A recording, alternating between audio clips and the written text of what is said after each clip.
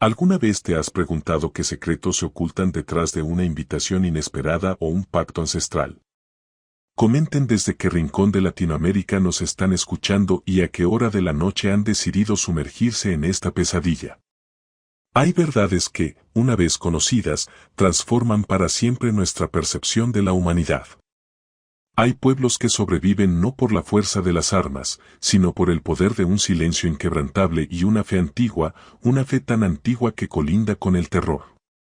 Tomen asiento, la noche apenas comienza, y Zancuapan tiene un relato labrado en piedra y misterio que se extiende mucho más allá de su leyenda. Zancuapan no era un pueblo en el sentido moderno o civil. Era, para los cartógrafos de la región, un simple punto borroso, un concepto casi mítico enclavado en los pliegues más recónditos y hostiles de la Sierra Norte de Oaxaca. La fundación de este asentamiento se remonta, según las crónicas orales, a una diáspora de mujeres nobles de un linaje zapoteco que, buscando escapar de la tiranía de los príncipes en el siglo XV, se internaron en la montaña.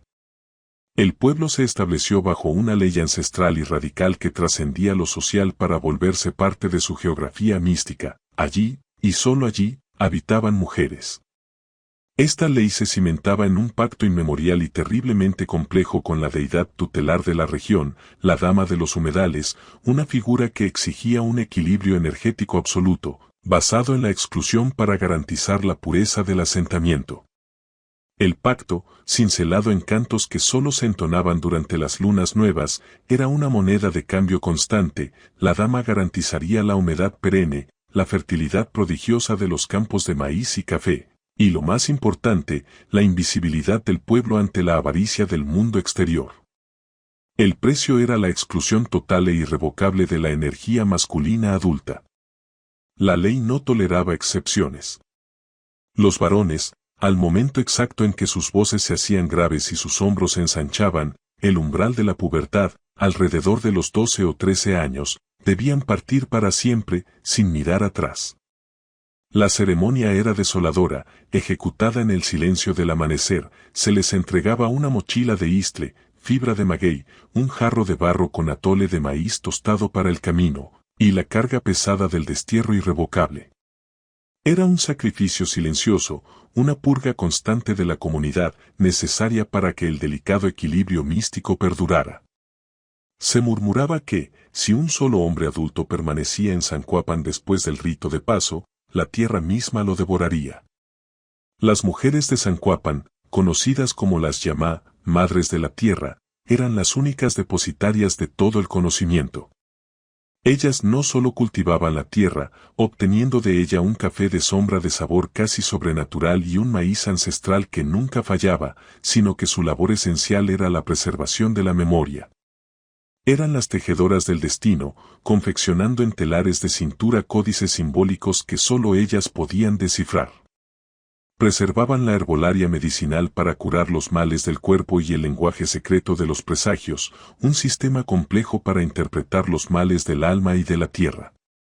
Antes de que la tragedia se cerniera, el pueblo era un espectáculo sensorial de una paz casi monástica, donde la vida se movía al ritmo de los ciclos, el aroma constante a café tostado, el sonido rítmico y melancólico de los telares y el murmullo ininterrumpido del arroyo Tonalá, su línea de vida.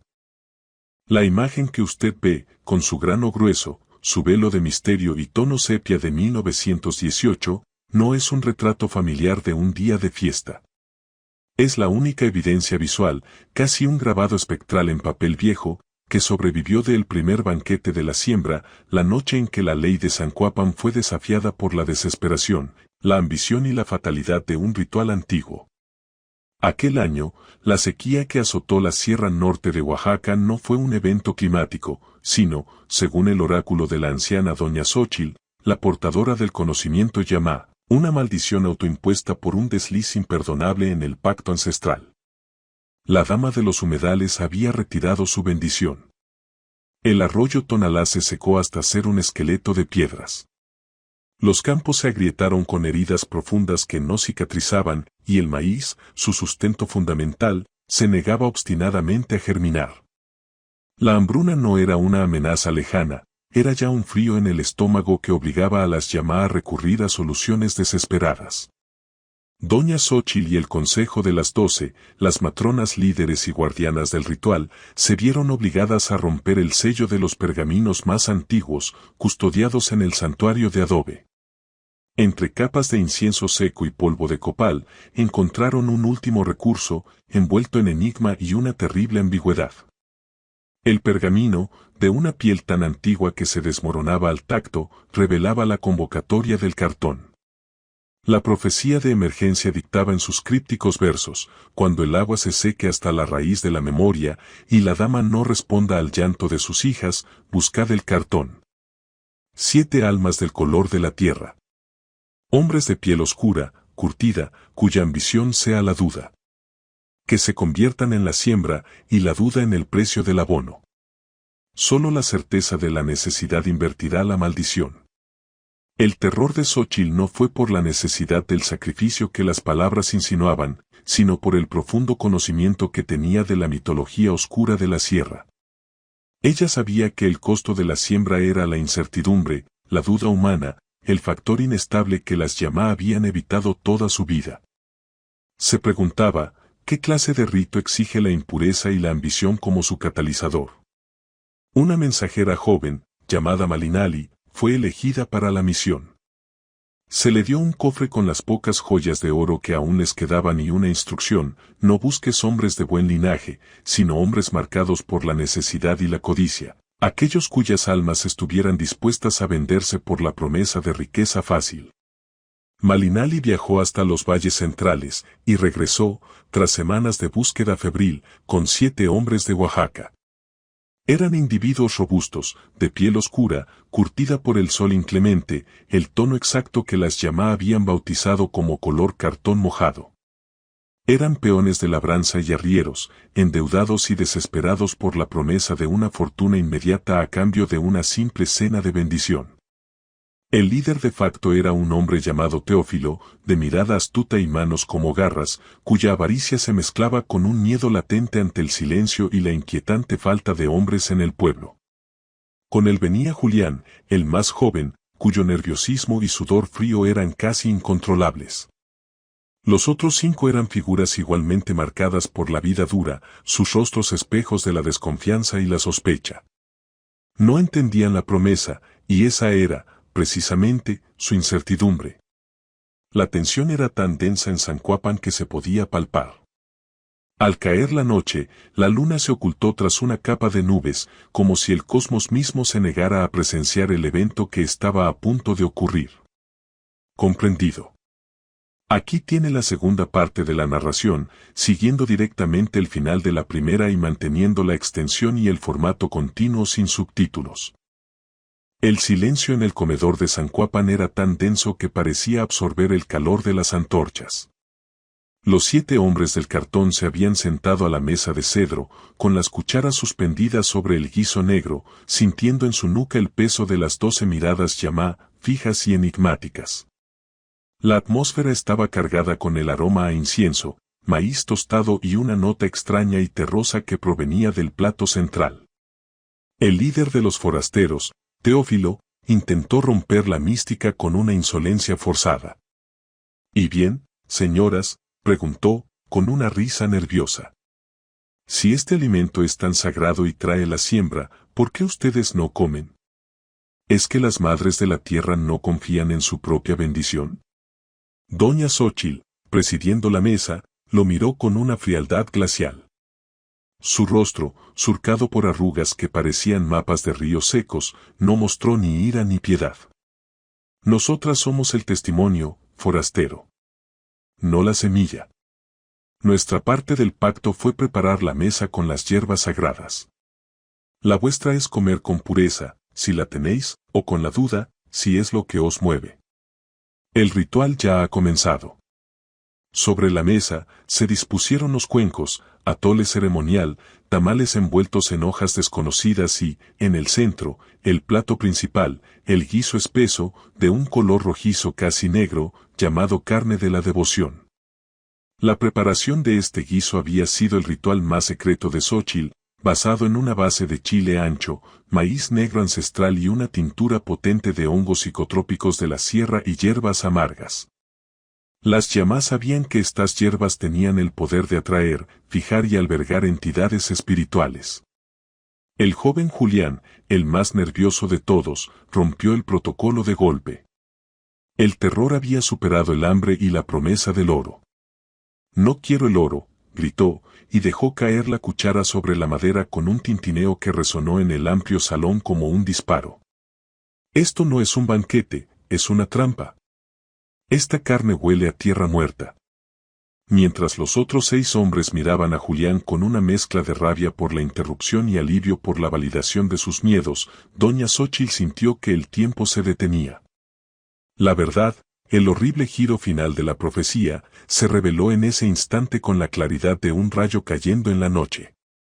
Los pergaminos no se referían a ellos como la semilla que alimentaría el campo, sino como las vasijas de ocupación para un ser antiguo. Xóchitl comprendió el engaño final del pacto ancestral. El ritual estaba diseñado para atraer y poseer a los hombres con la entidad que causaba la sequía, el demonio que ellas llamaban Huehueyaotl, el antiguo guerrero del fuego seco.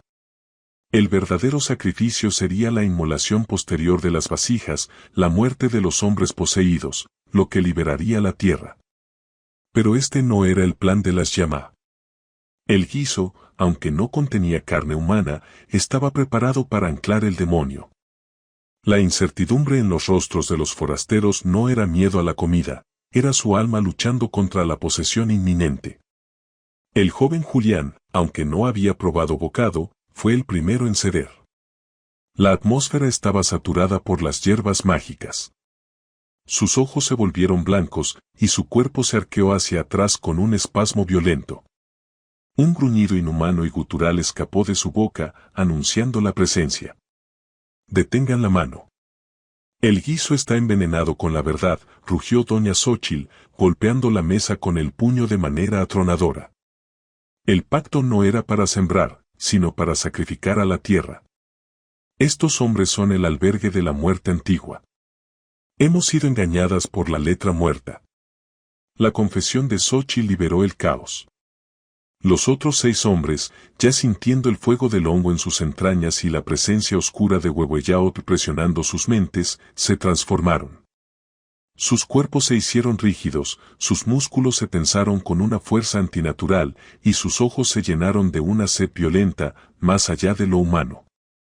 El comedor se convirtió en un vórtice de furia. Los hombres, ahora poseídos por la furia elemental de la sequía y la violencia del espíritu ancestral, se abalanzaron sobre las mesas, destrozando cuencos y trastos. Eran 7 figuras moviéndose con la fuerza de un vendaval, sus gritos ya no eran de hombres, sino de la entidad reclamando su nuevo hogar. Pero las mujeres de Zancuapan no huyeron. Eran Yamá, y la ley no se rompía por miedo. Su pánico se disipó para convertirse en una determinación pétrea y un deber ancestral. La Yamá más anciana, doña Tzila, una mujer cuyo rostro parecía tallado en obsidiana, se puso de pie. Abrió los brazos y comenzó a entonar un canto gutural de despojo, un sonido que no era de su garganta, sino un eco del lamento primario de la tierra herida que se convertía en arma mística. Las 12 mujeres del consejo se unieron al canto, rodeando la mesa como un círculo de piedra inexpugnable. El canto creció, un crescendo de voces femeninas que no buscaba atacar, sino desterrar y anclar la fuerza vital del pueblo. Era la voz colectiva de la tierra de Zancuapan, que no aceptaba la presencia maligna. Su canto era una barricada sónica que decía, en el lenguaje más antiguo, aquí no. Esta tierra es nuestra y de la dama. Vete. Vete. El canto se clavó en los 7 hombres. La fuerza de Huehueyaotl, el antiguo guerrero del fuego seco, una entidad acostumbrada a devorar almas individuales, no pudo soportar la unidad del espíritu femenino. El demonio se enfrentó a la ley de la comunidad, no a la debilidad de un solo hombre. Los forasteros se retorcieron en el suelo de tierra apisonada, sus cuerpos convulsos luchando contra el desalojo forzado. El color cartón de su piel se volvió gris ceniza a medida que la entidad, perdiendo su anclaje mortal, era expulsada con violencia.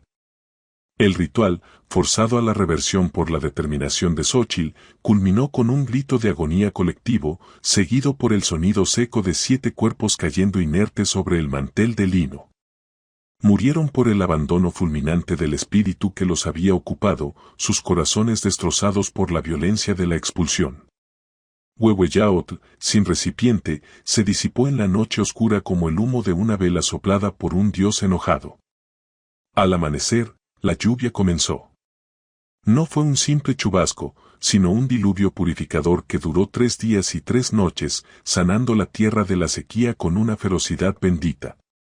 El pueblo se salvó, pero la mesa y el recuerdo de esa noche quedaron grabados. La única fotografía sepia existente es el testimonio mudo de lo que ocurrió.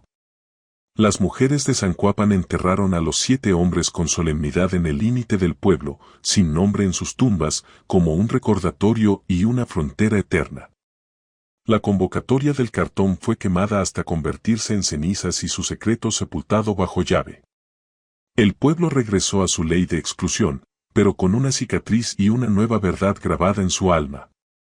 Doña Xochitl, al contemplar los campos empapados, sentenció ante el consejo: la profecía mintió al final, pero acertó en el principio. La siembra no fue de maíz, sino de terror. Y el abono fue la ambición ajena y, sobre todo, nuestra determinación. El costo de la supervivencia siempre es mayor que el simple destierro. Hoy aprendimos que el matriarcado es la unidad contra la posesión, y que nuestro verdadero poder reside en saber cuándo anclar la vida y cuándo desterrar la muerte. Desde entonces, las Yamá no solo vigilan la ley de exclusión de los varones, sino también el regreso de cualquier sombra que porte una antigua hambre, ya sea codicia o sequía. Saben que la fuerza de su matriarcado reside en la unidad y en el conocimiento oscuro de su propia tierra.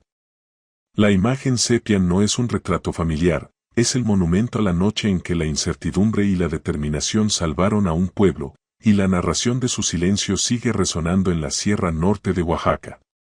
Absolutamente. Continuaremos con una tercera parte, expandiendo la historia con más reflexiones, las secuelas profundas en la comunidad y una coda mística sobre la vigilancia eterna de las Yamá. Esta sección superará los 10.000 caracteres, asegurando la longitud deseada. El silencio que siguió a la caída de los 7 hombres del cartón no fue el silencio de la paz, sino el agotamiento violento del cosmos que acababa de vomitar su mal.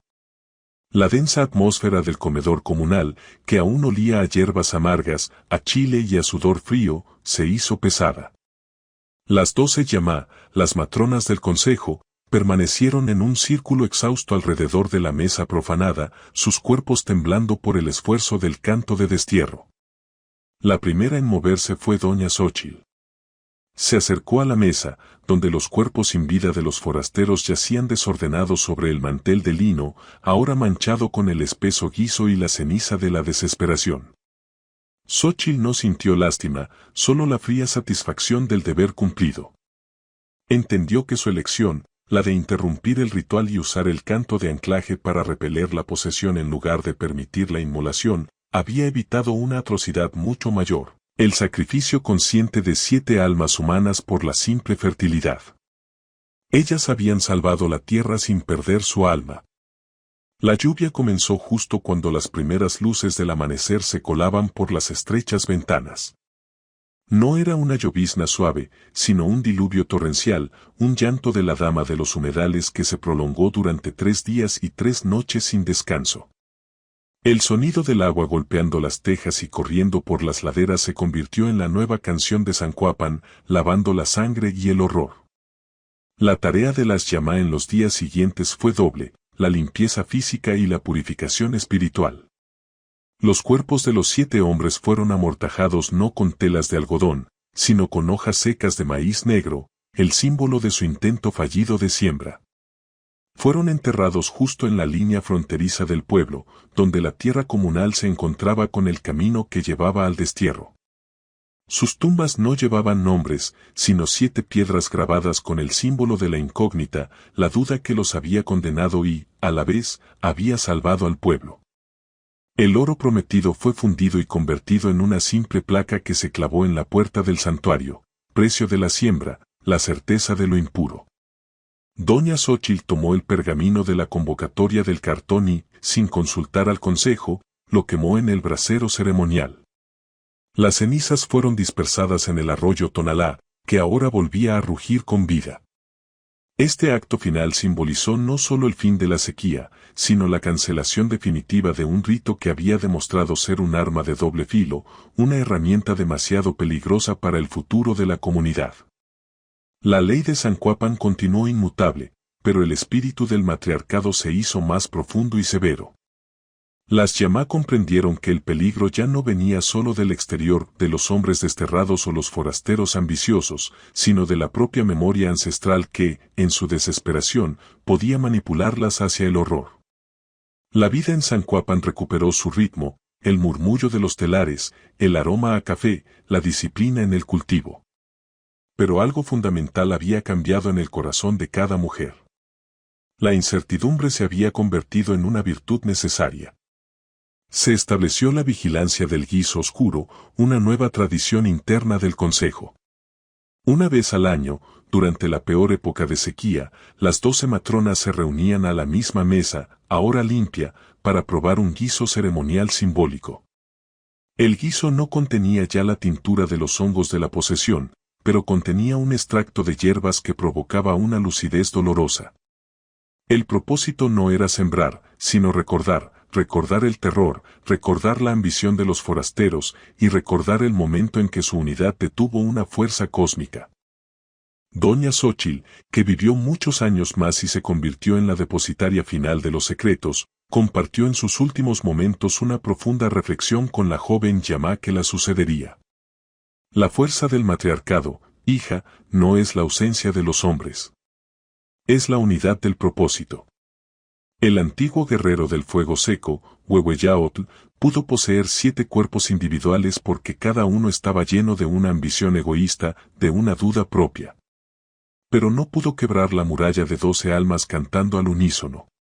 La lección es esta: donde no hay una grieta en el espíritu, no hay lugar para la posesión. El legado del banquete de la siembra se convirtió en una advertencia silenciosa, tejida en los tapetes y susurrada a las niñas. Se les enseñó que la ley del destierro era vital, pero la verdadera ley era la unidad del espíritu. A partir de ese momento, cada Yamá sabía que su cuerpo, su mente y su fe eran los únicos y definitivos anclajes de la Dama de los Humedales.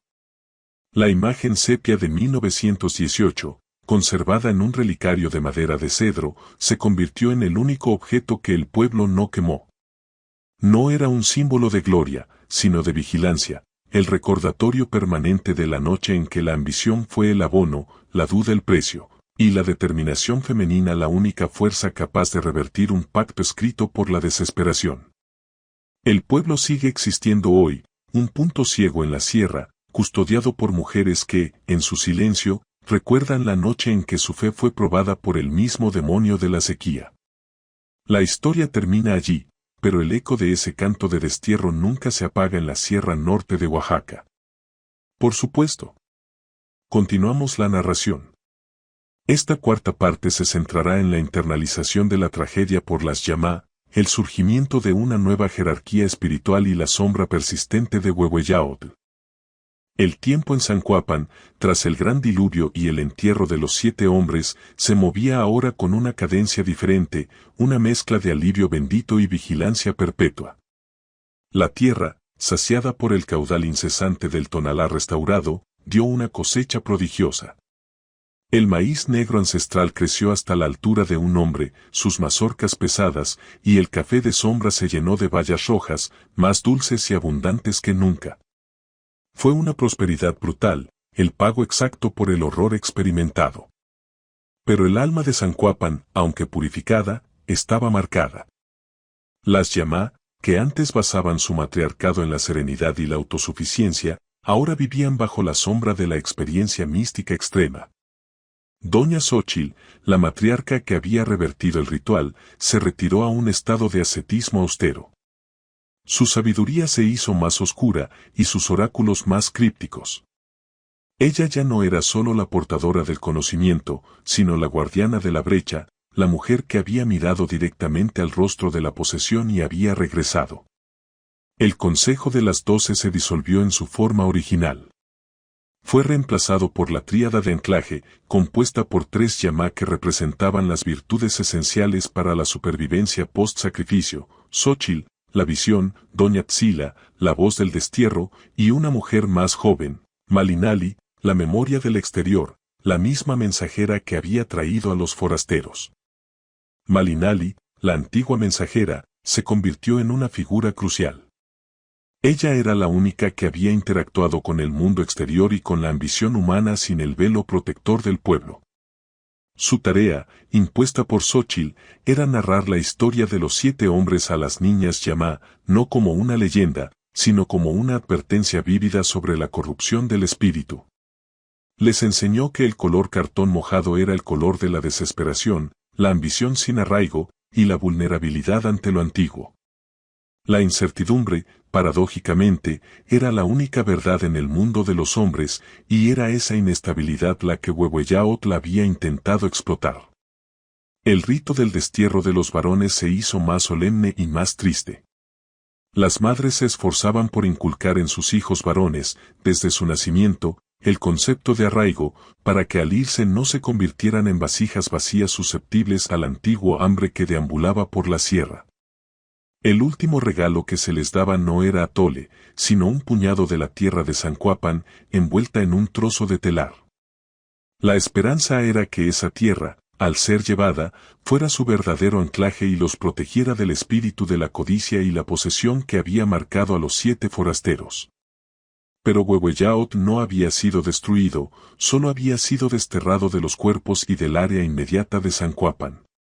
Las yamá entendían que las entidades antiguas no mueren, solo se repliegan. El demonio, despojado de sus vasijas humanas, se convirtió en una sombra sin forma que acechaba las cumbres más altas y secas de la sierra. Se manifestaba no como sequía total, sino como niebla corrosiva que atacaba la mente, enviando sueños de avaricia y desunión al pueblo, buscando la grieta en el espíritu de las yamá. Fue Doña Tzila, la anciana que había iniciado el canto de despojo, quien desarrolló el contrarritual. Cada noche, al caer el sol, la tríada de anclaje subía al punto más alto de Zancuapan. Allí, encendían un brasero con copal y las hierbas amargas que habían sobrado del guiso oscuro, y cantaban el canto del refugio. Este canto no era de despojo, sino de sellado, invocando a la dama de los humedales para que extendiera una capa de humedad protectora y espesa sobre la comunidad. Era una labor agotadora, una guardia constante contra la niebla que intentaba romper su unidad. La única fotografía sepia, conservada bajo una gruesa capa de cera de abeja y envuelta en el telar sagrado, permaneció como el centro de la vigilancia. No era una pieza de arte, sino un mapa del desastre. En ella, la incertidumbre de los 7 forasteros, el momento antes del grito, servía como un espejo. Cada yamá que la miraba se preguntaba si su propia alma, en un momento de debilidad, podría convertirse en el siguiente albergue de la muerte antigua. El conocimiento era poder, pero también era una carga insoportable. La lección final de Zancuapan no fue sobre la fertilidad o el matriarcado, sino sobre la disciplina del espíritu. El pueblo aprendió que la vida, incluso con la bendición de una deidad, requiere una vigilancia eterna, y que el silencio es solo la cáscara que protege la fuerza interior. La ley del silencio de Zancuapan se hizo total, ya no era solo por la dama de los humedales, sino para asegurar que ninguna ambición, ninguna duda, y ninguna antigua hambre pudiera encontrar un hueco por donde entrar. Y la historia de su terror se perdió para el mundo, pero se hizo más fuerte y más vívida en el corazón de cada mujer yamá. El peso del conocimiento adquirido en la noche del banquete se depositó sobre Zancuapan como una capa de ceniza espiritual. La prosperidad que trajo el diluvio fue innegable, pero la alegría genuina había sido reemplazada por una vigilancia neurótica y permanente. Las yamá habían aprendido que la prosperidad es solo el intervalo entre 2 desastres y que su deber no era gobernar, sino custodiar la fragilidad de su anclaje místico. Doña Xóchitl, ahora la guardiana de la brecha, dedicó sus últimos años a la creación de un nuevo y terrible códice, tejido en hebras de istre y teñido con sangre de insectos y la ceniza del pergamino quemado. Este códice no era una profecía, sino la contraley de Zancuapan, una guía para la supervivencia más allá de la simple exclusión. En él, Xóchitl plasmó la verdadera naturaleza de Huehueyaotl. No era un dios menor de la sequía, sino una manifestación de la antigua hambre cósmica, la entidad que se alimenta del desarraigo y la ambición, una fuerza que había existido desde antes de que la Dama de los Humedales hiciera su pacto con los ancestros.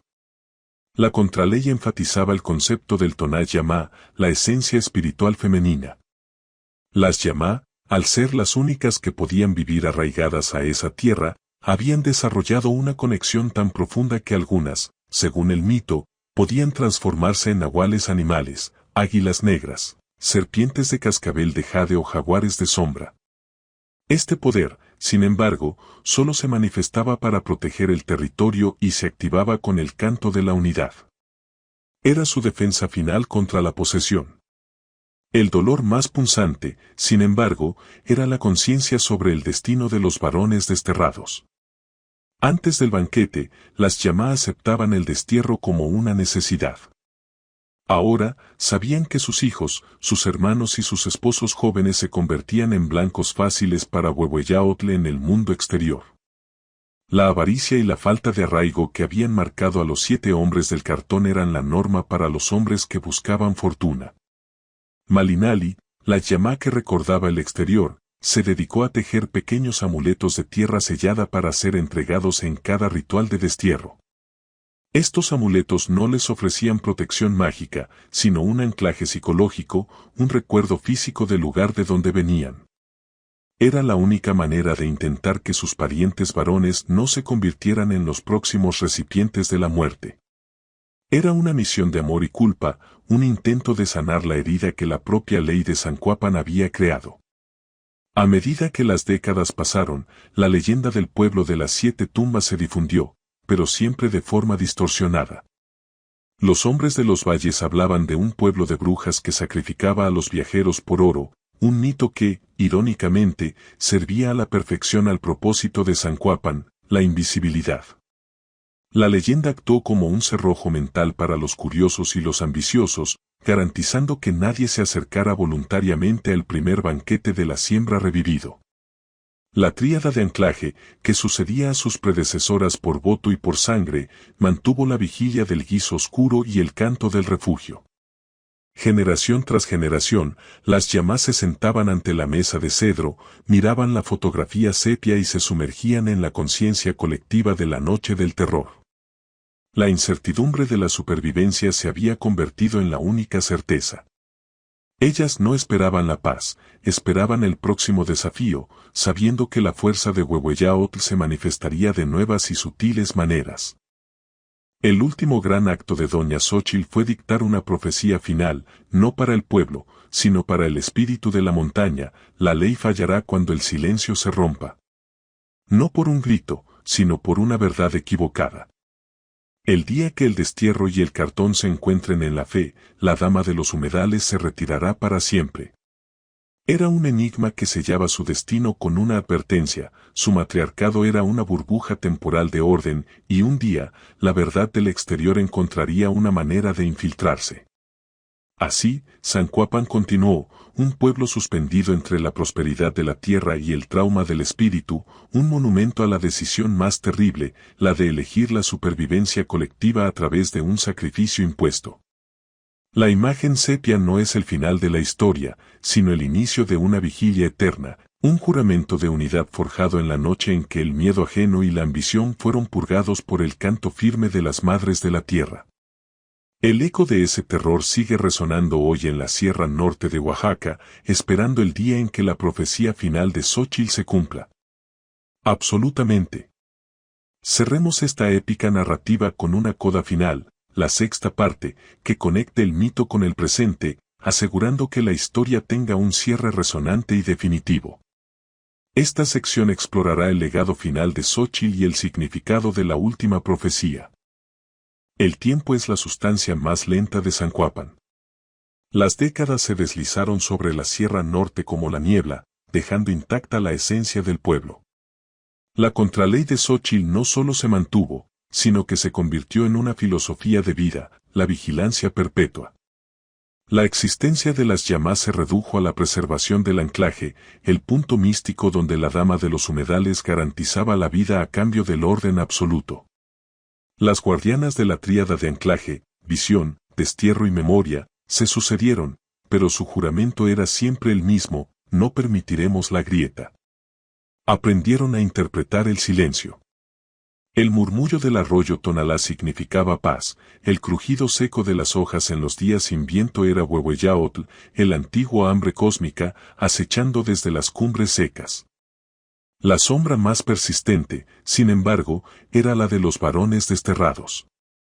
Generaciones enteras de hijos y hermanos vivían con el puñado de tierra de Zancuapan en sus mochilas, intentando labrarse una vida en los valles sin ceder a la ambición vacía que había marcado a los 7 hombres del cartón. Algunos prosperaron, pero muchos regresaron a la sierra, envejecidos y rotos, incapaces de cruzar la frontera del pueblo. Morían solos, sus cuerpos encontrados en el camino, y las llamá, con profundo dolor y una disciplina inquebrantable, les negaban el entierro en la tierra sagrada, dejándolos reposar junto a las 7 tumbas anónimas. Era el costo final y recurrente de la ley, la exclusión eterna. El enigma que dejó doña Xóchitl en su profecía final: la ley fallará cuando el silencio se rompa. No por un grito, sino por una verdad equivocada. El día que el destierro y el cartón se encuentren en la fe, la dama de los humedales se retirará para siempre, se convirtió en la máxima preocupación de las guardianas. La profecía no temía al caos, sino a la confusión de propósitos. El punto de quiebre ocurrió casi un siglo después de la sequía, en la era de la modernidad sutil. Un bisnieto de uno de los varones desterrados, un joven ambicioso llamado Ical, regresó a la sierra. Ical no venía por oro, ni por venganza. Venía con un título universitario y una creencia: que el pueblo de su abuela se estaba extinguiendo. Su verdad equivocada era que la modernidad y el progreso lo salvarían.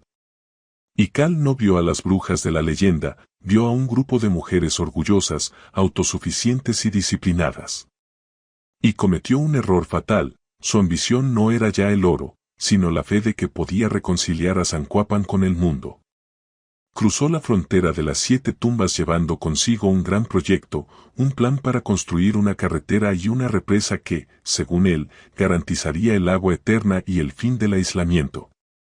Las llamá lo recibieron, pero la matriarca de turno, la descendiente directa de Xóchitl, sintió el escalofrío. Ical, al igual que los 7 hombres, estaba lleno de incertidumbre, pero su duda era más peligrosa: era la fe ciega en el progreso, la creencia en una solución externa. Su corazón, aunque noble en apariencia, estaba desprovisto de arraigo y lleno de la misma ambición de control que había alimentado a Huehueyaotl. Cuando Ical presentó su proyecto, la matriarca pronunció las palabras finales de la contraley: hijo del destierro. Tu fe está en el cemento, no en la tierra. Tu ambición es la duda que no necesitamos. Estás rompiendo el silencio con una promesa falsa. En ese momento, la profecía se cumplió. El destierro, representado por Ical y su ambición desarraigada, se encontró con el cartón, la fe falsa en el progreso que lo convertía en una vasija. La dama de los humedales, sin que mediara sequía o canto, retiró su bendición. El arroyo Tonalá no se secó, simplemente se desvió, tomando un curso subterráneo por capricho místico, dejando el pueblo sin su línea vital de la noche a la mañana. La fuerza del anclaje había fallado. Las llamá no entraron en pánico. Sabían que este era el fin predicho. No hubo llanto, ni canto de despojo. Solo una resignación estoica. El matriarcado, ahora que su razón de ser, el agua garantizada, había desaparecido, no tenía sentido. Tomaron la fotografía sepia, la enterraron simbólicamente en el centro de la mesa de cedro, y se prepararon. Al amanecer del día siguiente, las llamá, por primera y última vez en la historia conocida, abandonaron Zancuapan. No fue un destierro forzado, sino una migración masiva de la ley. Se llevaron solo la tierra de sus macetas y los telares, dejando atrás las casas de piedra y el silencio que habían custodiado durante siglos. El pueblo de Zancuapan se convirtió en una ruina perfecta, una trampa mística para cualquier ambición futura. Y Cal, el hombre de la fe equivocada, quedó solo, mirando el cauce seco del río y el pueblo abandonado, el último y más trágico recipiente de la memoria. La historia termina aquí, pero el pueblo de Zancuapan, el concepto, pervive. La imagen sepia duerme bajo el cedro, custodiando un secreto que se resume en la sabiduría final de Doña Xóchitl: la mayor fuerza no es la vida ni la muerte, sino la unidad de propósito. Y la soledad, el desarraigo, será siempre el alimento del antiguo hambre.